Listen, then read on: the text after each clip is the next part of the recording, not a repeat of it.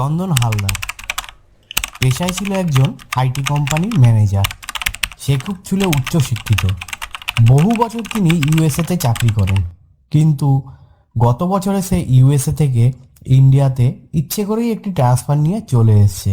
বর্তমানে সে একটা দামি কোম্পানিতে আইটি ম্যানেজার হিসাবে চাকুরি করছে। কিন্তু এখনও চন্দনের বিয়ে হয়নি। সে একাই, হবি বলতে তার একটাই। সে কিন্তু উইকেন্ডে মাঝে মাঝেই একা একা বেরিয়ে পড়ে শহরের ছেড়ে গ্রামের উদ্দেশ্যে, কারণ তার গ্রামের আবহাওয়া খুবই ভালো লাগে। এইরকম এক শুক্রবার অফিসের কাজ শেষ করে চন্দন বেরিয়ে পড়ে ধরমপুরের উদ্দেশ্যে। আর চন্দনের সাথী বলতে তার একটি বাইক। সে বাইকটি নিয়ে বেরিয়ে পড়ল ঠিক সন্ধ্যাবেলায় অফিস শেষ করে। উদ্দেশ্য হলো একটাই, ধরেমপুরের গ্রাম। একটি হোটেল আছে, সেখানে গিয়ে রাতটা কাটাবে এবং শনি আর রবি কাটিয়ে রবিবার বিকেলবেলায় আবার সে কলকাতার উদ্দেশ্যে রওনা দেবে। কলকাতা থেকে ধরেমপুরের ডিস্টেন্স কিন্তু প্রায় 100 কিলোমিটার। আর সময়টা ছিল বৈশাখ মাস, মানে খুবই গরমকাল। আর তার এই গরমকালে বাইকটা চালাতে খুবই ভালো লাগছিল, কারণ গরমের মধ্যে ঠান্ডা বাতাস তার গায়ে লাগছিল। কিন্তু চন্দনের জানা ছিল না যে কলকাতা থেকে ধরেমপুরের রাস্তায় যাওয়ার পথে একটি 10 কিলোমিটার রাস্তা পড়ে, যেটি কিন্তু খুবই খারাপ রাস্তা। আর সেই রাস্তায় রাতের বেলা দিয়ে সচরাচর কিন্তু কেউই যাতায়াত করে না। বাইক চালাতে চালাতে চন্দন অনেকটা রাস্তায় অতিক্রম করে ফেলল, কিন্তু হঠাৎ পথে এক সময় নেমে পড়ল বৃষ্টি। আশেপাশে দাঁড়ানোর মতন কোনো জায়গাই ছিল না, তাই সে বাইক নিয়ে এগিয়ে যেতে লাগলো। পথের সামনে সে দেখতে পেল রাস্তার মধ্যে একটি চায়ের দোকান।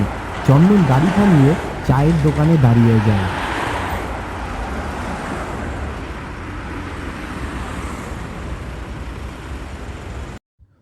চায়ের দোকানে গিয়ে চন্দন বলল, দাদা, চা হবে আপনার কাছে?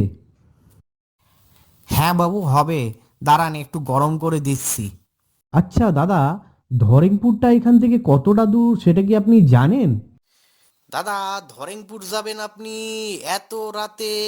কিন্তু ওই রাস্তাটা তো খুব একটা ভালো না শুনেছি। এত রাতের আপনার না যাওয়াই ভালো ওইদিকে, বুঝলেন? আর বৃষ্টি চলছিল, আর সেই সময় চায়ের দোকানে বসে সে ভাবছিল যে ঠিক কখন সে ধরেমপুরে পৌঁছাবে। অনেকটা রাত হয়ে যাচ্ছে। এই কথা ভাবতে ভাবতে প্রায় ঘন্টাখানেক পরে বৃষ্টিটা থামলো। সেই সময় বাইকটাকে স্টার্ট দিয়ে চন্দন আবার এগিয়ে চলতে রইল। সেই কালো অন্ধকার রাস্তা দিয়ে চন্দন এগিয়ে যেতে রইল, আর মনে মনে ভাবতে থাকলো যে অনেকটা দেরি হয়ে গেছে। আর এই কথা ভেবেই আরও বাইকের স্পিডটা সে বাড়িয়ে দিল।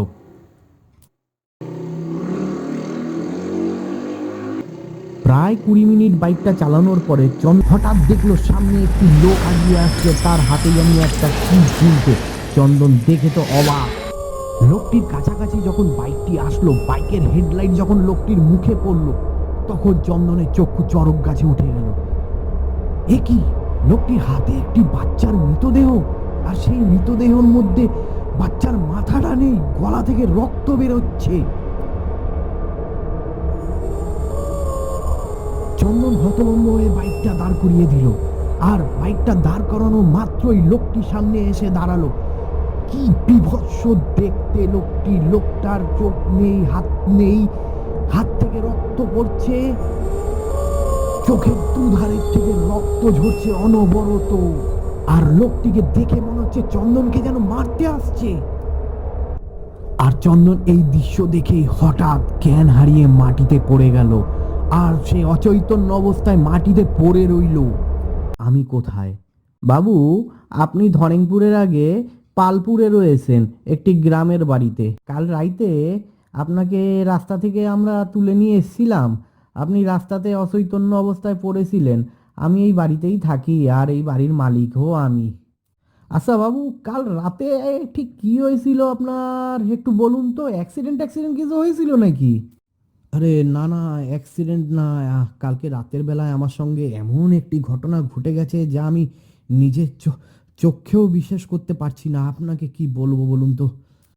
কি ঘটনা ঘটেছিল বাবু, একটু বলুন তো খুলে। আমি কাল রাতে যখন ওই রাস্তা দিয়ে আসছিলাম, ধরেংপুরের রাস্তাটা, ঠিক ধরেংপুরের রাস্তাটাই আসছিলাম, ও ওই রাস্তা দিয়ে যখন আসছিলাম একটি লোককে দেখি। সেই লোকটির হাতে একটি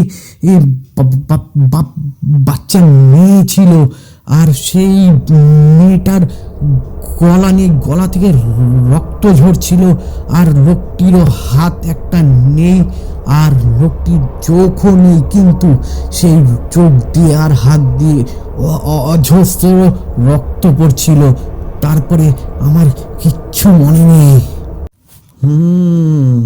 আপনার বাইকটা আমি দেখা কিছুটা আন্দাজ করতে পারিছিলাম। বাইক মানে? আপনি আপনি কি বুঝতে পারছেন? আমি তো কিছুই বুঝতে পারছি না, আমাকে যদি একটু খুলে বলুন। আপনি কাল যারে দেখেছিলেন তার নাম হচ্ছে লক্ষণ। লক্ষণ ছিল খুব একজন ভালো মানুষ। লক্ষণ আর তার মেয়ে এই রাস্তার পাশেই থাকতো। কি আর বলবো আপনারে, বছর পাঁচেক আগে এক লক্ষণ আর লক্ষণের মেয়ে বাজার থেকে ফিরছিল, আর রাস্তা পার করার সময় এক বেপরোয়া বাইক চালিয়ে লক্ষণ আর লক্ষণের মেয়ের গায়ের উপর দিয়ে চালিয়ে চলে যায় বাবু। আর ওই অ্যাক্সিডেন্টে লক্ষণ আর তার মেয়ে গুরুতর আহত হয়, আর আহত হয়েই ওইখানে মারা যায়। তারপর থেকে ওই রাস্তায় কোনো বাইক আসলে লক্ষণ আর লক্ষণের মেয়ে ওই বাইক আরোহীকে বলার চেষ্টা করে যে আপনারা বাইক সাবধানে চালান, যাতে অন্য কোনো লোক আর মারা না যায়। তবে বাবু একটা কথা বলি আপনারে, ওই লক্ষণ আর লক্ষণের মেয়ে কিন্তু কোনো দিন কারুর ক্ষতি করেনি বাবু, কোনো দিনও না।